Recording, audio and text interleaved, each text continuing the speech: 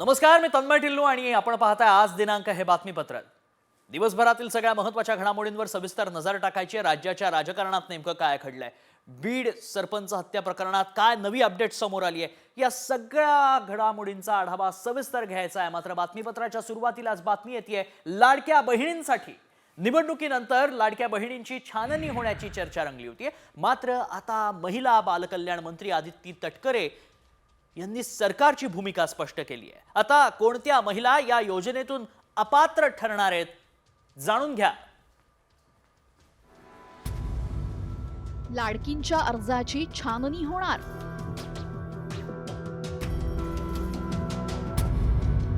कुणाचा अर्ज होणार बाद?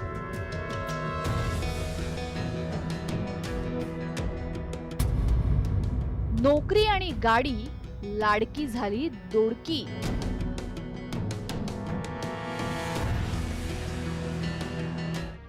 विधानसभेत महायुतीसाठी लाडकी बहीण योजना गेम चेंजर ठरली। या योजनेचा गैरफायदाही घेतल्याचं समोर आलं। त्यामुळे लाडक्या बहिणींची चौकशी होऊन त्यांना योजनेतून वगळण्याच्या चर्चा जोर धरू लागल्या। मात्र महिला आणि बालकल्याण मंत्री अदिती तटकरे यांनी शासन निर्णयावर बोट ठेवत चर्चांना पूर्णविराम दिलाय। नाही, विषय याच्यामध्ये सरकारचा निधी वाचवणं नाहीये, कारण आम्ही सुरुवातीच्या कालावधीपासूनच 2.5 कोटी लाभार्थी आपले असतील हे आम्ही विभाग म्हणून सुद्धा धरून चाललेलो आहोत। जेव्हा बजेटची सुद्धा घोषणा झाली त्याच्यानंतर सुद्धा 2.5 कोटी लाभार्थी हे साधारणपणे रफली मॅक्सिमम असतील, हा एक त्याच्यामुळे पैसे वाचवणं किंवा निधी वाचवणं हा विषय नाहीये। याच्यामध्ये कुठेही आपण जो शासन निर्णय मूळ काढला होता याच्या कुठलेही निकष किंवा त्याच्यामध्ये कुठलेही बदल आपण करत नाही आहोत। लाडकी बहीण योजनेचे निकष बदलणार नसले तरीही त्या निकषांची आता कठोरपणे पडताळणी करण्याचे संकेत अदिती तटकरे यांनी दिले। त्यासाठी त्यांनी मूळ शासन निर्णयाचा संदर्भ दिलाय। तर या मूळ शासन निर्णयानुसार कोण अपात्र ठरणार पाहूयात। 2.5 लाखांपेक्षा जास्त उत्पन्न असल्यास अपात्र ठरणार। ट्रॅक्टर वगळता दुसरं 4चाकी वाहन असल्यास ठरणार अपात्र। ज्या महिलांच्या कुटुंबातील सदस्य आयकर भरतात त्यांना लाभ मिळणार नाही। कुटुंबातील सदस्य सरकारी नोकरीला असल्यास अपात्र ठरणार। कुटुंबातील सदस्य आमदार खासदार असल्यासही लाभ नाही। कुटुंबाची जमीन 5 एकरपेक्षा जास्त असल्यास अपात्र ठरणार। ज्यांचे 4चाकी वाहनं आहेत आणि तरी सुद्धा ते या ठिकाणी लाभ घेत आहेत त्यांचा आपण ट्रान्सपोर्ट विभाग जो आहे, परिवहन विभाग जो आहे, त्यांच्या मदतीनं आपण तो एक डेटा त्या ठिकाणी क्रॉस व्हेरीफाय करत आहोत।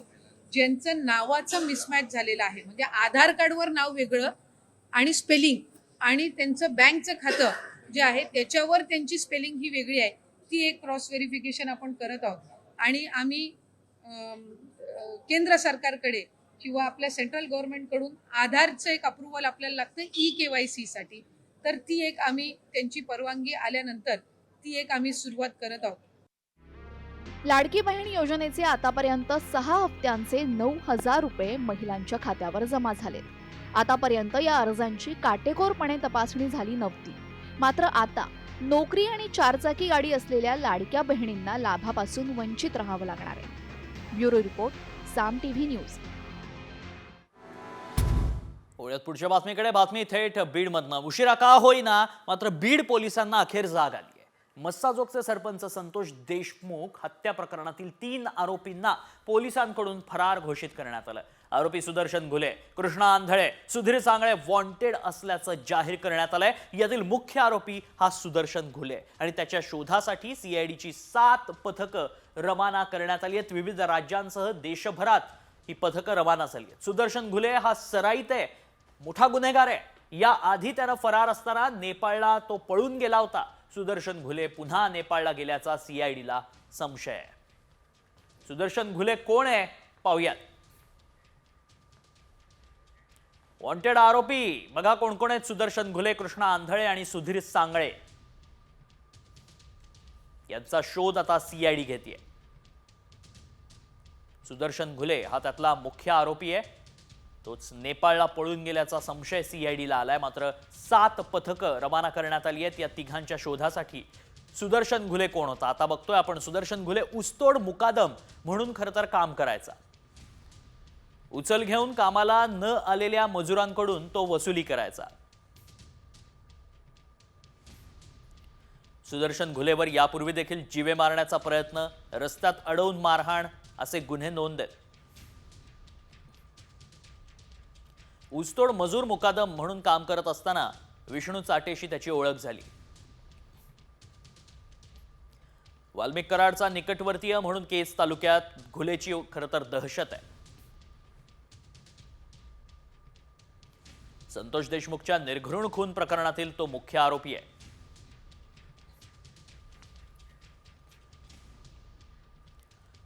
आणि याच बीड हत्या प्रकरणासंदर्भात तपासाला वेग आलाय. एसआयटी पथकाचे प्रमुख बसवराज तेली यांनी वाल्मिक कराड यांची 2.25 तास चौकशी केली. बीड शहर पोलीस ठाण्यात ही चौकशी करण्यात आली आहे. केजमध्ये कृष्णा आंधळेच्या कुटुंबाची चौकशी करण्यात आली आणि त्यामुळे या प्रकरणातील मारेकऱ्यांचा छडा लवकरच लागण्याची आता शक्यता आहे.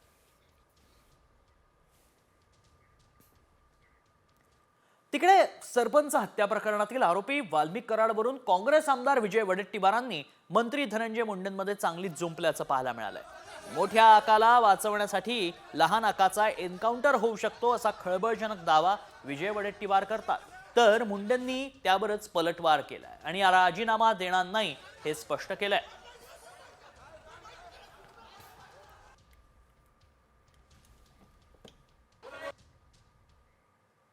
की मोठ्या आकाला वाचवण्यासाठी या लहान आकाचा एन्काउंटरही होऊ शकतो.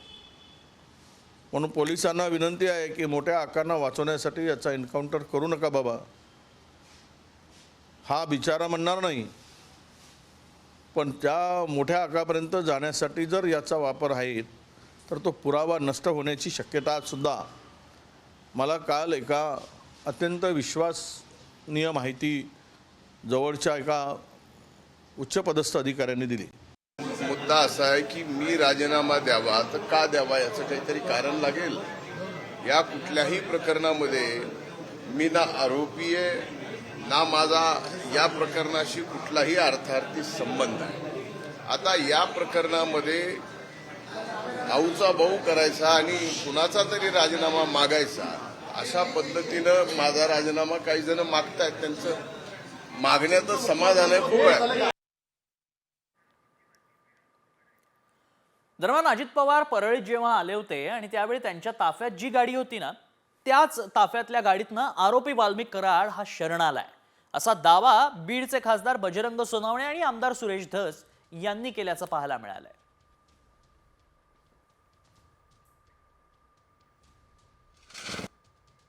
महाराष्ट्र राज्याचे उपमुख्यमंत्री आदरणीय अजितदादा पवार साहेब ज्या दिवशी आमच्या संतोषांना देशमुख यांच्या कुटुंबाला भेट द्यायला सांतवून आले, आम्ही सकाळी तिथून भेट देऊन गेलो पवार साहेबांनी. त्याच्यानंतर ज्या दिवशी ते आले, शनिवारी 16 तारीख होती बहुतेक, 16 तारखेला शनिवारी, त्या दिवशी त्यांच्या ताफ्यामध्ये असणारी गाडी जी होती त्याच गाडीमध्ये हा आरोपी तिथं जाऊन सलेंडर होतोय. याचा अर्थ काय? आका मोठ्या आकांच्या बरोबर सगळीकडे होते, म्हणून मग अजितदादांच्या ताफ्यात तीच गाडी असणार. तीच गाडी सरेंडर करायला होती आणि तीच गाडी भेटायला म्हणून केज पोलीस स्टेशनला गेली होती. आणि त्या गाडीचा मला वाटतं काळ्या कलरची गाडी आहे, पांढऱ्या कलरची, ही पांढऱ्या कलरची गाडी गेलेली आहे. सरपंच हत्या प्रकरणावरनं विरोधक आणि सत्ताधाऱ्यांकडून धनंजय मुंडेंच्या राजीनाम्याची मागणी केली जाते आणि त्याच पार्श्वभूमीवर मंत्री राधाकृष्ण विखे पाटलांनी आता एक मोठं वक्तव्य केलंय. एसआयटी अहवालानंतर मुंडेंच्या राजीनाम्याचा निर्णय होईल असं वक्तव्य मंत्री विखे पाटलांनी केलंय. त्यामुळे विखे पाटलांना नेमकं काय म्हणायचंय, काय सूचक इशारा द्यायचा आहे? धनंजय मुंडेंना राजीनामा देणं अपेक्षित आहे का सर? एवढे आरोप होतात. एसआयटीची चौकशी अहवाल येऊ दे, मग निर्णय होईल. धनंजय मुंडेंना राजीनामा देणं अपेक्षित आहे का सर? एवढे आरोप होतात. एसआयटीची चौकशी अहवाल येऊ दे, मग निर्णय होईल. सरपंच संतोष देशमुख हत्या प्रकरणाचा खटला उज्ज्वल निकमांकडे देण्याचे संकेत मुख्यमंत्री देवेंद्र फडणवीसांनी दिलेत. भाजप आमदार सुरेश धस यांनी संतोष देशमुखांच्या हत्या प्रकरणाचा खटला उज्ज्वल निकमांकडे देण्याची मागणी केली होती आणि त्यावर मुख्यमंत्र्यांनीही सकारात्मक भूमिका घेतली आहे. सन्माननीय मुख्यमंत्री महोदय श्री देवेंद्रजी फडणवीस साहेब यांची मी आता भेट घेतलेली आहे आणि संतोष देशमुख यांच्या हत्येप्रकरणी उज्ज्वल निकम साहेब यांची सरकारी वकील म्हणून त्या ठिकाणी नियुक्ती करावी अशा प्रकारची विनंती केली। सुरेश धस यांनी मला तशा प्रकारचे एक निवेदन दिलेलं आहे। मी माननीय उज्ज्वल निकमजी यांना फोन करून विनंती केलेली आहे। त्यांनी मला सांगितलं की मला 1-2 दिवस द्या, कारण माझ्याकडे ज्या केसेस आहेत त्या केसेसचा मला एकदा नीट हे करून, पण या केसला अधिक वेळ द्यावा लागणार आहे, त्यानुसार मी निर्णय घेतो। पण मी त्यांना विनंती केलेली आहे। मला असं वाटतं त्यांनी जर होकार दिला तर निश्चितपणे त्यांची अपॉइंटमेंट आम्ही करू। वाल्मिक कराडला अटक तर झाली, मात्र त्याला VIP ट्रीटमेंट दिली जात असल्याचा संशय व्यक्त केला जातोय। त्याला कारण ठरलं बीडमधल्या पोलीस स्टेशनमध्ये मागवलेल्या पलंगाचं। ज्या पोलीस स्टेशनमध्ये वाल्मिक कराडला ठेवलं तिथंच हे पलंग मागवण्यात आले। मात्र विशेष बाब म्हणजे काल 5 पलंग आणले, ते आज फक्त 4च आहेत। त्यामुळे तो एक पलंग वाल्मिक कराडला दिला का याची खमंग चर्चा पूर्ण बीडमध्ये सुरू झाली आहे। न पाहता केवळ प्रसिद्धी मिळवण्याकरता हे जे काही बोललं जातं त्यांना केवळ प्रसिद्धी पाहिजे। पोलिसांनी स्पष्ट केलं, ॲडिशनल पोलीस कुमक तिथे आलेली आहे, ॲडिशनल पोलीस कॉन्स्टेबल त्या ठिकाणी आले आहेत, त्यांना काय जमिनीवर झोपवायचं? त्यांच्याकरता आणलेले कॉट आहेत। पण काही लोकांना प्रसिद्धीची हाव असल्यामुळे ते कोणी म्हणते एन्काउंटर होणार, कोणी म्हणतं अजून काय होणार, ही प्रसिद्धीची हाव आहे, बाकी काहीच नाही आहे। आणि हे सरपंच प्रकरण चांगलंच गाजत असताना, यावरनं आरोप प्रत्यारोप होत असताना दुसऱ्या एका सरपंचानं एक वेगळाच बनाव रचलाय। होय, धाराशिव जिल्ह्यातील मेसाई जवळग्याचे सरपंच नामदेव निकम हल्ला प्रकरणात आता एक मोठा ट्विस्ट पाहायला मिळतोय। बंदूक परवाना मिळवण्यासाठी सरपंच नामदेव निकम यांनी स्वतःवरच हल्ल्याचा बनाव रचला होता। पोलीस तपासात ही मोठी माहिती समोर आली आहे। फिर्यादी सरपंच नामदेव निकम आणि साक्षीदार प्रवीण इंगळे यांना पोलिसांनी विश्वासात घेतलं आणि चौकशीमध्ये त्यांनी हा सगळा बनाव कबूल केलाय। 26 डिसेंबरला सरपंच नामदेव निकम यांच्यावर चौघांनी हल्ला केल्याची घटना घडली असं पाहायला मिळालं होतं।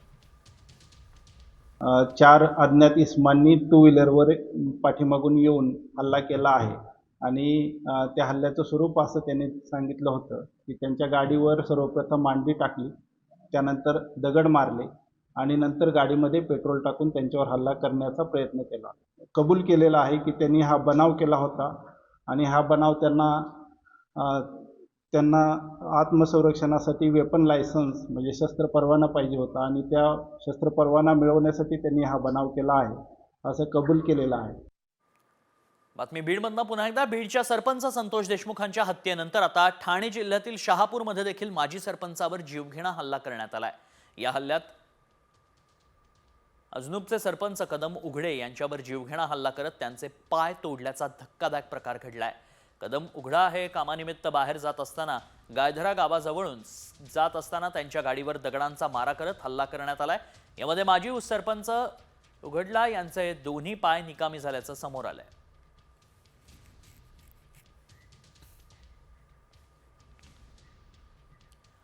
ओळख पुढच्या बातमीकडे। काहीच दिवसांपूर्वी मंत्रिपदावरून बंडाच्या भूमिकेत असलेले छगन भुजबळ हे परदेशातून परतताच थंड झालेत का अशा चर्चा रंगू लागल्यात। मात्र छगन भुजबळ आता काय निर्णय घेणार, ते राष्ट्रवादी सोडणार की भाजपत जाणार, पाहूया।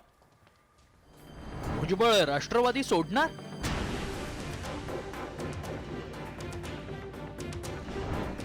भुजबळांचा भाजप प्रवेश कधी?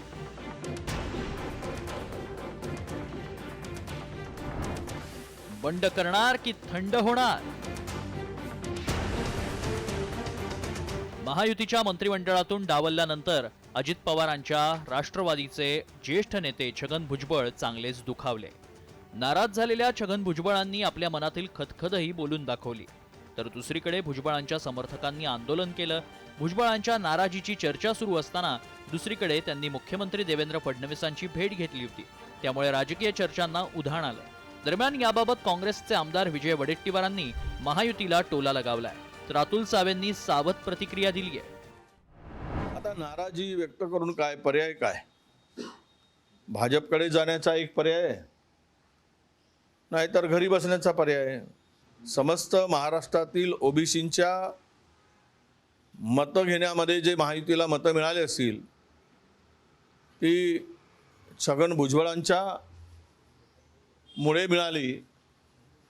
त्याचा फायदा प्रचंड महायुतीला झाला आणि भुजबळांच्या हातात भोपळा दिला. असं नाही आहे. नक्कीच राज्याचे मुख्यमंत्री देवेंद्रजी फडणवीस साहेब, उपमुख्यमंत्री एकनाथ शिंदेजी, अजितदादा पवार साहेब हे त्यांच्याबद्दल विचार करतील. नक्कीच त्यांना योग्य ते स्थान मिळेल. मंत्रिमंडळात स्थान न मिळाल्यानं छगन भुजबळांनी नाराजी व्यक्त केली होती. त्यानंतर भुजबळांनी मुख्यमंत्री फडणवीसांची सागर बंगल्यावर भेटही घेतली. आता भुजबळांनी याबाबत स्वतःच प्रतिक्रिया दिली आहे. मला त्यांनी मंत्रीपद वगैरे काय बोलू नाही की ठीक आहे 7-8-10 दिवस थांबा, आपण नंतर चर्चा करू, एवढंच ते म्हणालेले आहेत.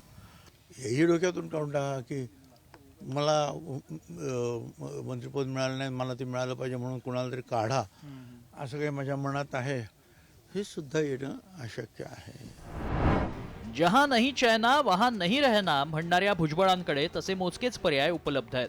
दुसरीकडे तुर्तास छगन भुजबळ यांना भाजपमध्ये प्रवेश दिला जाणार नाही अशी माहिती सूत्रांनी दिली आहे.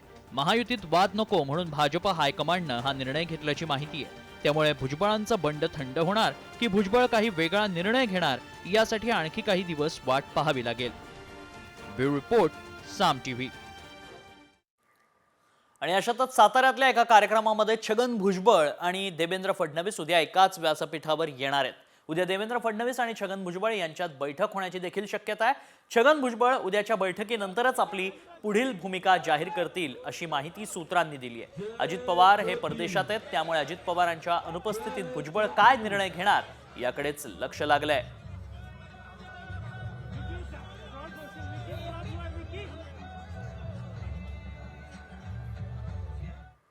ठाकरे गटाचे नेते संजय राऊतांना मारहाण झाल्याची बातमी सोशल मीडियात वाऱ्यासारखी व्हायरल झाली आहे. याबाबत एक व्हिडिओ सुद्धा सर्वत्र फिरताना दिसतोय. उद्धव ठाकरेंच्या निवासस्थानी झालेल्या बैठकीत संजय राऊत आणि ठाकरे गटाच्या नेत्यांमध्ये वाद झाले. त्यानंतर राऊतांना मारहाण करण्यात आल्याचा दावा त्यातून करण्यात आला होता. यावर पत्रकार परिषदेत संजय राऊत यांनी खुलासा करत RSS वर निशाणा साधलाय. हे वाल्मिकी कराड प्रकरण असेल, धनंजय मुंडे प्रकरण असेल, सोमनाथ सूर्यवंशी प्रकरण असेल, मग हे या सगळ्या टोळ्या पेड पैशांच्या जीवावर कामाला लावतात आणि मग कधी शिवसेनेविषयी बोला, मग कधी याच्याविषयी बोला, कधी संजय राऊतांविषयी बोला. मी त्यांना पुरून उरणारा माणूस आहे आणि उरलेलो आहे. त्यांच्या छाताडावर पाय देऊनच मी पुढे जाणार आहे सगळ्यांच्या. मी त्यांना भीती आहे. माझे पाय मजबूत आहे, जमिनीवर आहेत शिवसैनिक म्हणून. इकडे तिकडे हलत नाहीत माझे पाय. तुम्ही किती माझ्यावरती हल्ले करा, तुम्ही मला तुरुंगात टाकून झालं, मला मारण्याचे प्रयत्न झाले, माझ्या बदनाम्या करण्याच्या मोहिमा राबवल्या, आता नवीन जर राबवणार असाल तर आनंद जरूर घ्या. मी आणि उद्धव ठाकरे आम्ही एकाच नाण्याच्या दोन बाजू आहोत. आणि पालकमंत्री पदाबाबत अजूनही घोषणा करण्यात आलेली नाही. मात्र त्या आधीच केंद्रीय मंत्री नितीन गडकरी यांनी महसूल मंत्री चंद्रशेखर बावनकुळे हे नागपूरचे पालकमंत्री होणार असल्याचं वक्तव्य केलंय. बावनकुळेंच्या नावाची मुख्यमंत्री घोषणा करणार असल्याचंही ते म्हणाले. पालक मंत्री अपने पालक मंत्री अभी बने नहीं है, बनेंगे, पर हमारे महसूल मंत्री जो है यही बनने वाले हैं, पर इसकी घोषणा मुख्यमंत्री करेंगे. तो चंद्रशेखर बावनकुळे जी हमारे महसूल मंत्री है, क्योंकि वो पहले पालक मंत्री थे तो हमारे मुंह में वो पालक मंत्री नाम बैठ गया.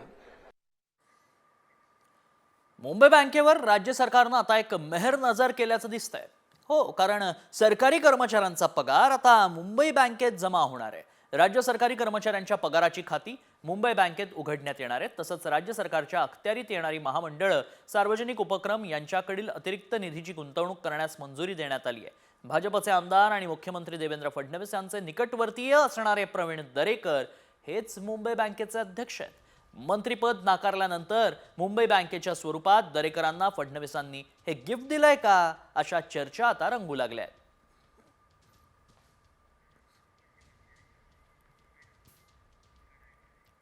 मंत्रालयातील सुरक्षेसाठी राज्य सरकारनं आता एक मोठा निर्णय घेतल्याचं दिसतंय. मंत्रालयात येणाऱ्यांचे आयडेंटिफिकेशन होणार आहे. मंत्रालयामध्ये आलेला प्रत्येक माणूस आयडेंटिफाय झाला पाहिजे, त्या अनुषंगानं हा निर्णय घेतल्याचं मुख्यमंत्री फडणवीसांनी सांगितलं. मंत्रालयात दलाल फिरतात असं म्हणतात. आता या निर्णयानं हे दलाल कोण ते पाहू असंही फडणवीस म्हणाले. एक नीट सुरक्षा सिस्टीम मंत्रालयाची आम्ही तयार करतो, ज्याच्यामध्ये प्रत्येकाला आपलं रजिस्ट्रेशन करावं लागेल. ते त्यांना ऑनलाईनही करता येईल, इथे येऊन करण्याची आवश्यकता नाही आहे. आणि त्यातनं त्यांना पास जनरेट होईल. तो पास घेऊनच त्यांना आत येता येईल. जाताना तो पास त्यांना वापस करावा लागेल. त्यामुळे कोण व्यक्ती किती वेळ कुठे आहे, म्हणजे बरेच वेळा लोक असं म्हणतात की मंत्रालयामध्ये दलाल फिरतात.